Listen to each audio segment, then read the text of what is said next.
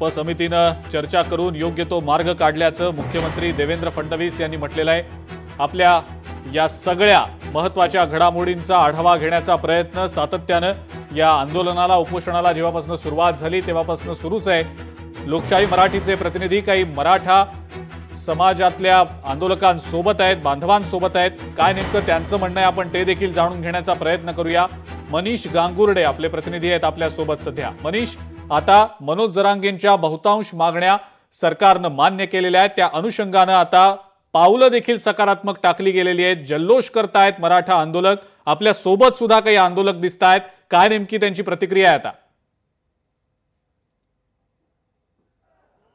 नक्कीच शुभम, आपण जर बघितलं तर दुपारी 3 वाजेपर्यंत CST चा जो परिसर असेल, छत्रपती शिवाजी महाराज टर्मिनलचा परिसर असेल, त्यानंतर मनपाचं मुख्यालय असेल, या परिसरामध्ये रॅपिड ॲक्शन फोर्स असेल किंवा पोलिसांची गस्त जी वाढवण्यात आली होती, त्यामुळे कुठेतरी एक प्रकारे आंदोलकांमध्ये धाकधुकीचं वातावरण देखील आपल्याला बघायला मिळालं होतं। पण मात्र ज्यानंतर राज्य सरकारने समन्वय समिती ही जरांगेंच्या भेटीला पाठवली, त्यानंतर जरांगेंच्या भेटीनंतर मनोज जरांगे आणि विखे पाटील हे त्या ठिकाणी सोबत होते आणि त्यावेळेस त्यांच्याशी चर्चा सुरू झाली आणि यानंतर लगेच काही गोष्टी ज्या होत्या, त्या GR जे होते ते देखील मान्य करण्यासाठी मनोज जरांगे आणि यांच्यामध्ये चर्चा देखील झाली। या चर्चेतून मार्ग असा निघाला की येत्या 2 दिवसांमध्ये मराठा समाजाला प्रमाणपत्र देखील वाटप केलं जाईल आणि त्यानंतर हा जो आंदोलनाचा जो विषय होता तो अगदी सुरळीत निघाला, मार्ग मोकळा निघाला। आणि त्यानंतर जरांगे पाटलांनी सांगितलं की आजचा दिवस जो आहे तो सुवर्ण क्षण जो आहे तो आम्ही साजरा करत आहोत आणि आपल्यासोबत काही मराठी बांधव आहेत। काय सांगाल? मी त्यांच्याशी देखील संवाद साधतोय की मित्रा, काय सांगशील, कशा पद्धतीने आजचा दिवस तुम्ही साजरा करणार आहात? लोकशाही न्यूजच्या सर्व बांधवांना धन्यवाद देतो, कारण गेल्या 5-6 दिवसापासून तुमचंही एक्झर्शन झाले असेल।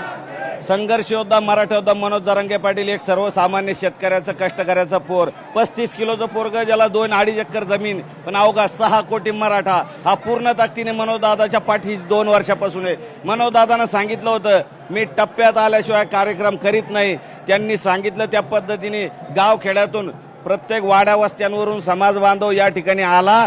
आरक्षणाची मागणी ही मुंबईमध्ये काही समाजकंटकांनी आमच्यामध्ये घुसून काही करण्याचा प्रयत्न केला, पण आमच्या बांधवांनी त्यांना रोखलं आणि मनोज जरांगे पाटील यांनी आरक्षण मिळवलं। आणि आम्ही नेहमी म्हणत होतो देवेंद्र फडणवीस साहेब यांच्या आम्ही विरोधात नाही, आम्ही कुठल्याही पक्षाच्या जातीच्या नेत्याच्या विरोधात नव्हतो, नाही, कधीच राहणार नाही।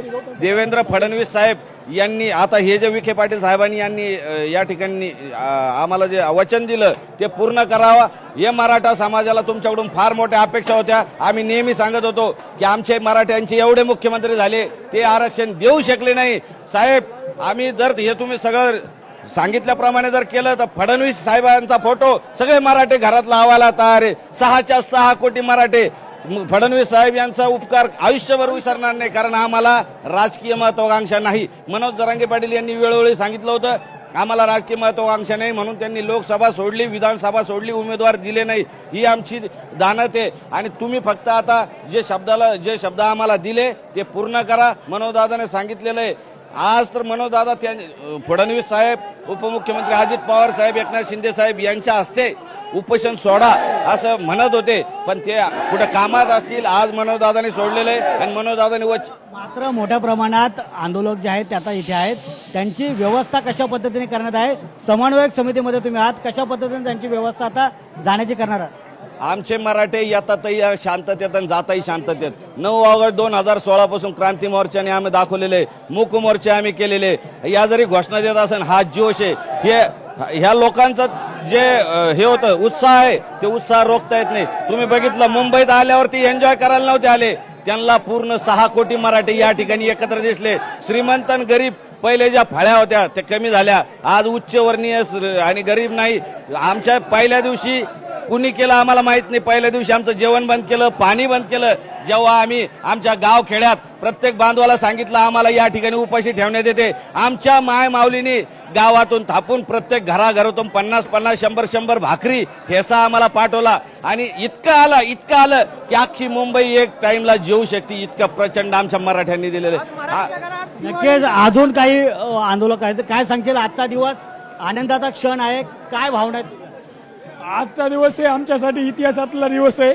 आज आरक्षण जाहीर झाल्यानंतर मराठा बांधव पूर्णपणे आनंद उत्सव साजरा करत आहेत. आम्ही जे आम्हाला म्हणत होते की मराठ्यांना ओबीसीतून आरक्षण भेटणार नाही, आम्ही भेटू देणार नाही, आम्ही मराठ्यांना मुंबईत येऊ देणार नाही, मराठ्यांना मुंबईतून अर्ध्यातूनच हाकलून देऊ, त्या सर्वांना माझं एक सांगणं आहे की बाबा हो, आम्ही ओबीसीतून आरक्षण घेतलंय आणि आम्ही ज्या इथे आलतो की आम्ही मुंबईत जायलोत आणि मुंबईतून आरक्षण घेऊनच परत येणार आहेत, ते सुद्धा आम्ही केलंय. आरक्षणाचा गुलाल घेऊनच परत जायलोत आम्ही. नक्कीच आपण बघितलं असेल तर मराठा योद्धा म्हणून मनोज जरांगेंचा टॅटो असलेला हा एक फोटो एका कार्यकर्त्याने काढलाय. काय भावना आहे मित्रा तुझी? काय आज जो सुवर्ण क्षण मनोज जरांगे म्हटलेत, काय तुझी भावना? इतिहासामध्ये दिवस असा लिहणार नाही. खुशी आहे आम्हाला, एकदम एकदम आम्ही खुश आहात. अगदीच कार्यकर्ते जे आहेत ते जल्लोषात आहेत, आनंद आहे, कारण की गेल्या आजचा 5वा दिवस आहे, 5 दिवस ते या ठिकाणी उपोषण करत होते आणि त्यांच्या भावना अगदीच आनंद आहे. दादा काय सांगशील, काय तुझ्या भावना? सर, आमच्या घरची आज दिवाळी साजरी करणार आहोत आणि आमचे काकासाहेब शिंदे असो किंवा अनेक बांधवाने बलिदान दिलेले आहेत आणि दादाच्या माध्यमातून त्या बलिदान दिलेल्या बांधवांच्या घरच्यांना लोकशाही मराठी ऐका, पहा, जागरूक रहा.